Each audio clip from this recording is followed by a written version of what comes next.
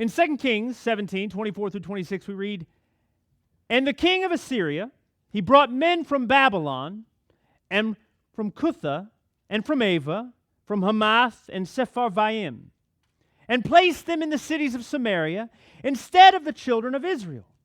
And they possessed Samaria. They dwelt in the cities thereof. And so it was that at the beginning of their dwelling there, they feared not the Lord. Therefore the Lord sent lions among them. Wherefore they spake unto the king of Assyria, saying, The nations which thou hast removed and placed in the cities of Samaria, they know not the manner of the God of the land. Therefore he hath sent lions among them. Behold, they slay them, because they know not the manner of the God of the land. When the Assyrians learned that Hoshea of Samaria was planning to no longer pay tribute to the king of Assyria, but he instead would be aligning himself with the king of Egypt, the Bible says that this king, the king of Assyria, decided to invade Samaria. 2 Kings 17:4 through 6 says, And the king of Assyria found conspiracy in Hoshea, for he had sent messengers to So, king of Egypt. And he brought no present before the king of Assyria, as he had done year by year, the Bible says. Therefore the king of Assyria shut him up and bound him into prison. Then he came throughout all the land, bringing with him from his subjugated provinces in Babylon. He brought people with him and pulled out Israelites from their homes, from their cities, from the area of Samaria, and supplanted his citizens in their place. He thought to quell whatever rebellion was in Hoshea's people, or Israel. He thought, I tell you what, I will take people from other lands that I have subjugated and conquered. I will filter out and dilute this rebellious nation of people. I'll dilute them by putting other people in their place. Of course, as our opening passage reveals, this plan backfired shortly thereafter, because soon as these Babylonian settlers came into their provinces, they came into these houses and these cities, the Bible says that the Lord sent lions among them to attack them. To attack them. So, of course, these people cried out to the king, said, Hey, you sent us to this place. You sent us to this area in which these beasts are attacking us. And, of course, the reason they said this is because they knew not the God of Samaria. You see, because way back in this time, a lot of heathen nations found gods to be rulers over specific places. They recognized a God to be ruler here that might not be a God over here. I'm often reminded of some of the lore surrounding certain mythoses. Like in Chinese history, there was a god of the Yellow River. Just the god of one river. That was his territory. And so these settlers, they felt the same way. They felt like, we don't know the God of Samaria. And because we don't know the God of Samaria, he has sent lions to devour our people. So come, bring us someone who can teach us the God of this area. Now, the first thing that I would point out here is that even though many of the Israelites had been exiled to different lands, not all of Israel had been removed from Samaria. Yes, some of the royalty and some of the money and some of the people of privilege and power had been taken out, but there were many Israelites still living in this area. And they did not have the capability of telling these settlers, nor the desire to tell them who the God of Israel was. I'm sure they felt pushed out. I'm sure they felt put out by the fact that their neighbors, their friends, some of their family had been removed from them. And they thought, you know what? Whatever's been brought upon you has been because of your own decisions and because of the king that you serve under. So we're just going to let him have you. We're going to let these things happen to you. Boy, this is not far removed from a lot of churches and church goers today. I recognize God. I recognize who my sovereign power is. You don't recognize my God, so whatever bad happens to you is on you. It's not on my head. They were unwilling or unable to reveal to them who the God of Israel was. They couldn't, for some reason. But how sad is that? How sad is it that this people who were once victorious over nations, much greater and mightier than they, this people who lived lives that were so blessed that the world could not deny how blessed their status was, were in a state where they didn't care enough to talk about God anymore. They didn't. They didn't care enough at all. As I continued to think on this, another sad truth was revealed to me. Not only did these Israelites not care enough, but when the king responded to these Babylonian settlers, they said, give us a priest. Give us someone who knows, someone who can tell us about this God. The Bible says that's exactly what this king did. He said, search you out a priest among the people that we have exiled. Bring him in and let him teach you. The Bible says that priest came in. He taught them things, but his testimony, his witness, his ministry was so weak that the Bible says that they continued to worship their own gods on every high hill and on every high place and altar. Every grove had their own little god for this mountain, little god for that mountain, little god over here, little god over there. The Bible says that his ministry didn't even touch them, nor compel them to change. But how could this be? Again, this is Israel. How could this be? Well, I think the answer to that question begins with a word that was spoken of in 2 Kings 17, verse 4. And you can go back there. In 2 Kings 17, verse 4, you'll read the word present. Present. So the Bible says that Hoshea was giving a present to So, king of Egypt, and he wasn't giving any presents to the king of Assyria, something that he had done for a long, long time. Now, when the Bible says a long, long time, you have to realize that this was established, this arrangement had been established when King Menahem was ruler in Samaria. This was over 20 years ago.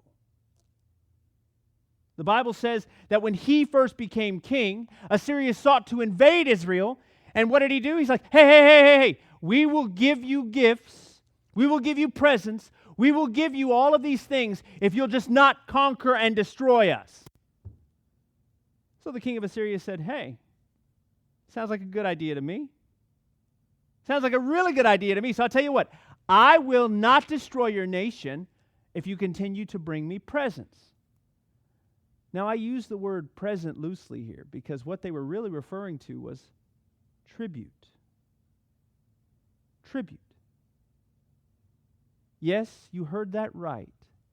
For nearly 20 years, Israel had been burdened with the task of giving some of what was rightfully theirs over to the enemy so that he wouldn't decimate them completely.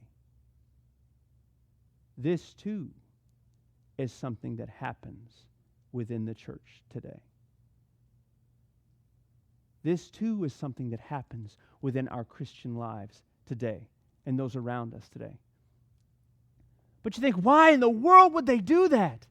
Why would they do that? Who in their right mind would just give stuff away? Who would do that?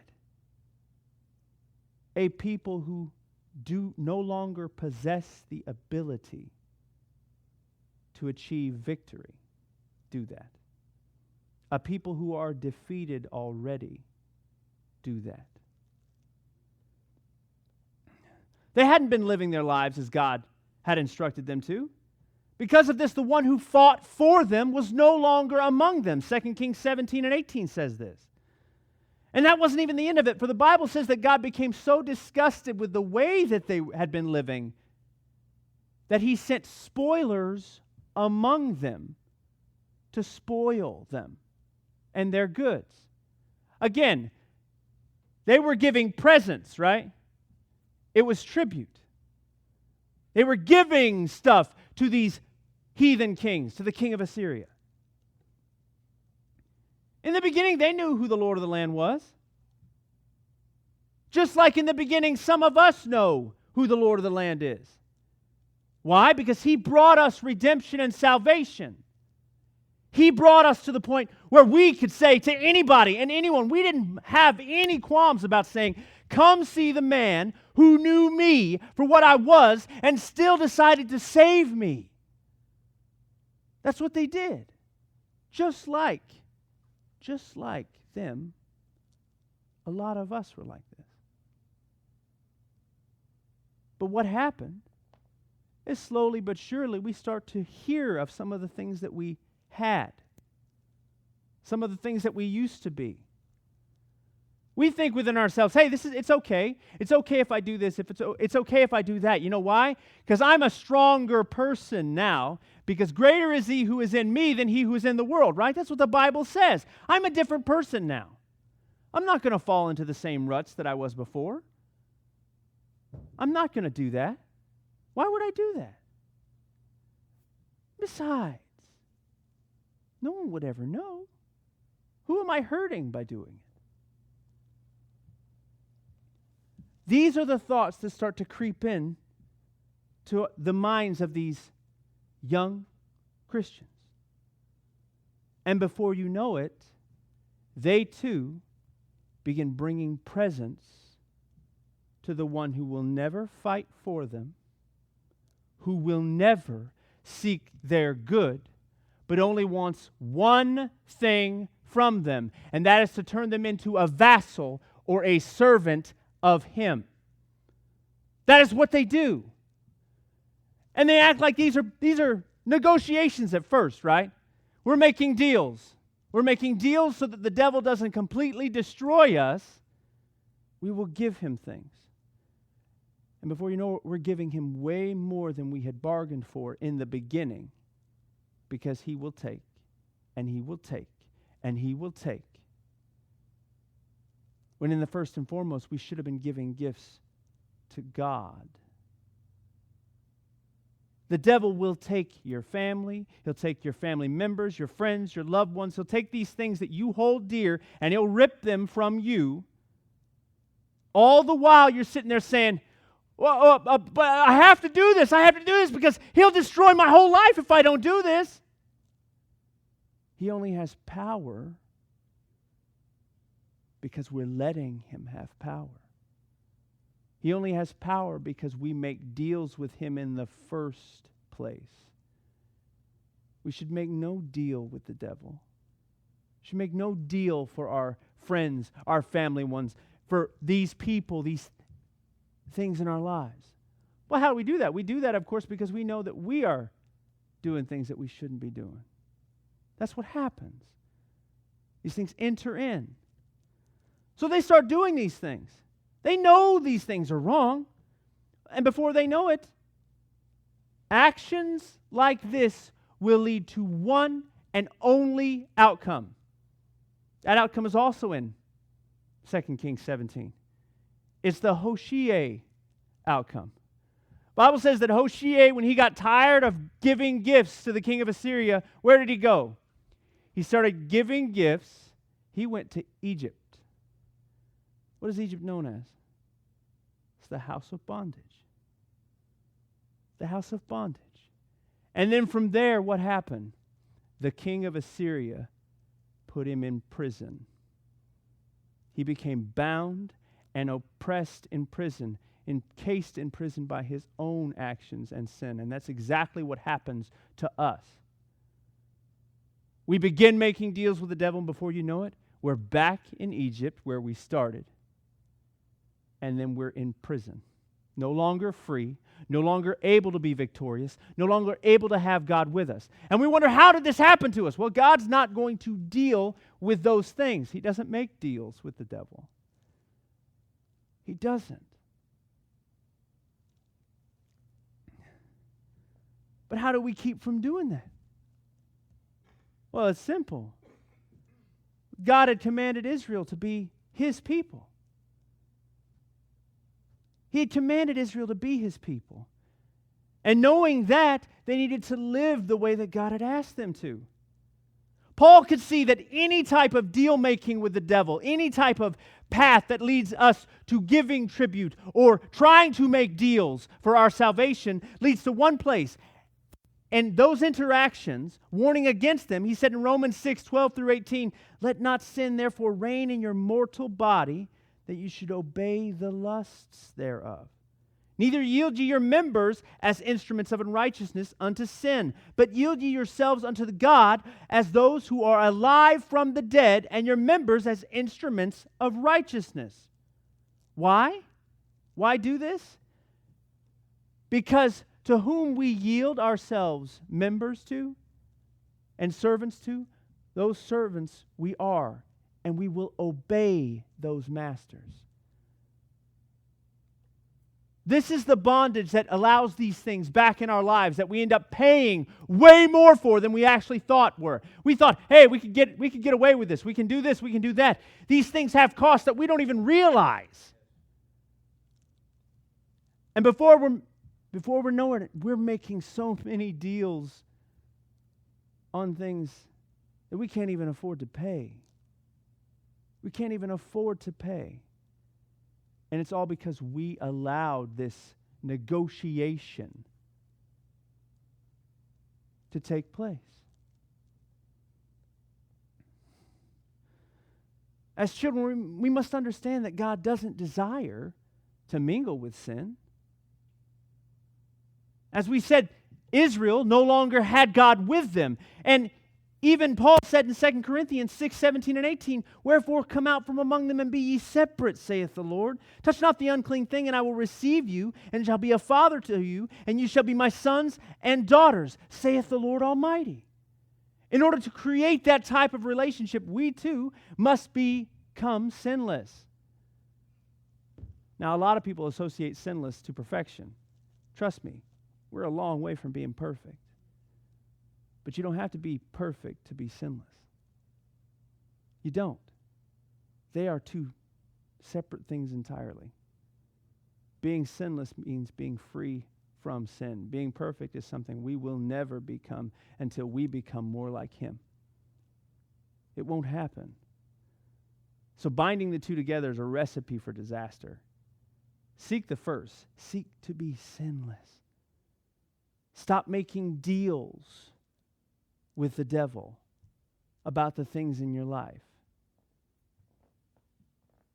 Sometimes we think we're making deals with God when it comes to these things. But again, God doesn't make deals with the devil. So God's not even entering into the conversation when that kind of stuff happens.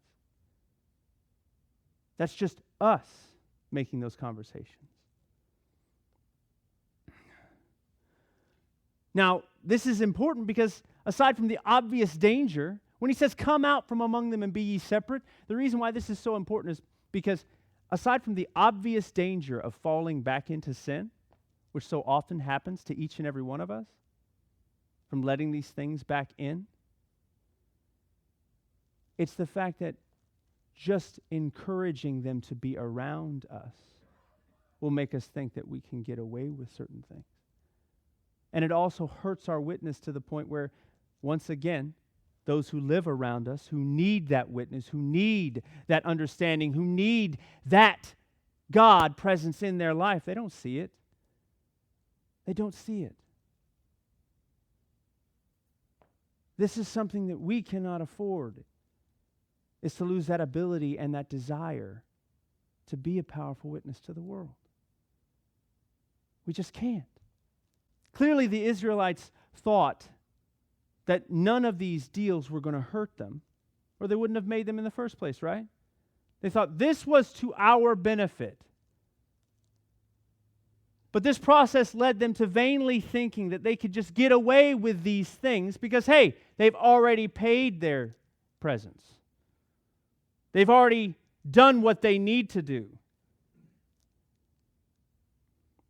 What they did secretly in the darkness, God had already known about. And one day these Israels awoke just like Samson and didn't even realize God had disappeared from them entirely, which is what he will do when sin is present. Looking at these events as a lesson of instruction, we know that we cannot get to the place where we no longer desire to witness to the world. I mean, here the past couple of Wednesdays, we've been watching information about a world that is completely and hopelessly lost. If we get to the point where we are sitting here saying, hey, look, whatever happens outside the doors of my house and the church house is on them. They're the ones following after the heathen kings of the world. I'm supposedly following after God. If we lack the compassion and the desire to get them, to reach out to them, then the devil's already won. You don't have to make deals. You can sit there in the righteousness that you have. He's perfectly fine with the slew of people around you going to hell. He's perfectly fine with that. But we can't be fine with that. The Bible says that he as a roaring lion walketh about, seeking whom he may devour. Lions were attacking the Babylonian settlers. The church didn't care that lions were devouring them. They didn't. We have people around us that the lion is devouring daily. We have to care. We have to care. And that caring first starts with what's going on in me. If our witness is weak, if our ministry is weak, if we lack the desire to do these things, well, then clearly there's some kind of disconnect between us and Jesus, right? The Bible says he didn't lack the desire. He had great compassion for the people around him, those who were lost. He told the church, the healthy have no need of a physician, he said. It's the ones who are sick who need the help. We have to become that house for the sick. We have to have that. It starts with an inward look into ourselves, asking, why do I feel the way that I do? What am I letting into me that keeps me from being the person that I need to be? And no, it's not always sin. I know that the Bible says that he that knoweth to do God good and doeth it not, to him it is a sin. But no, it's not always because, hey, we're backslidden. Hey, we're falling out of here. We're falling out of there. In some cases, it's literally just apathy. It's no longer having the desire to win the world to God. We can't get to that place. We can't.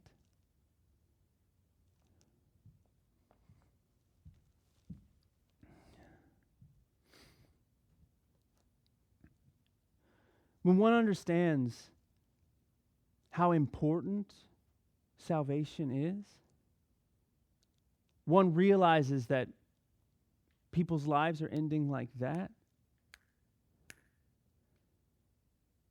People begin to say, hey, what can I do so that my family members don't become part of the stuff that I'm giving away because I don't have the desire, I don't have the heart. I'm just letting the devil have these as presents. Here, take this, take that, take this over here. Take it, you've had it for like 10 years. You can still have control over my daughter, my son, my friends. You can have control over these things because I'm giving them to you.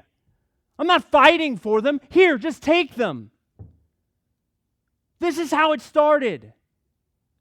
20 years ago, that is how it started.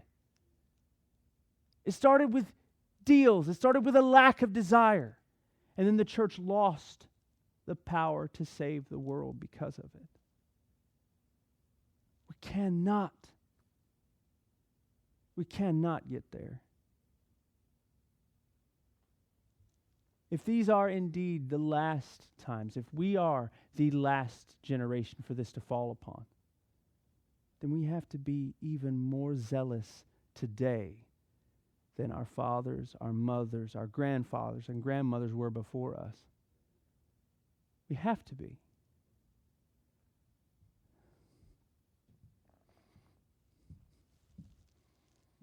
Now, I know that oftentimes people are like, well, people don't like to hear that. People don't like to hear that they're not doing something. You must examine yourself as I must examine myself.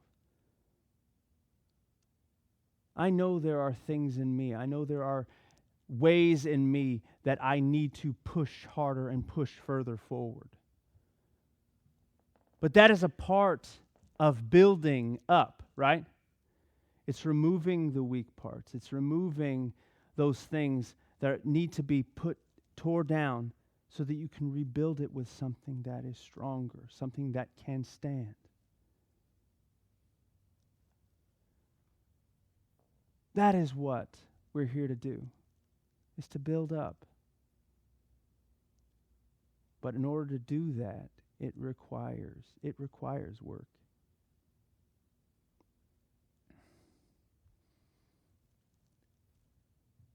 In closing, presence, tribute, servitude. We have to make sure that we're not just giving things away to the devil. We have to make sure that we are not saying that he can have these things any longer. If there are people in your life, if there are things in your life that you have wanted to work for the Lord in, and you just haven't, or you have, and they've been dormant, my thought is to encourage you to go again. Talk again. Oh, I've talked to them 10, 15 times. Doesn't matter. Talk again. We can't just let them go. We were not let go. You can lean on everlasting arms when your strength fails and your faith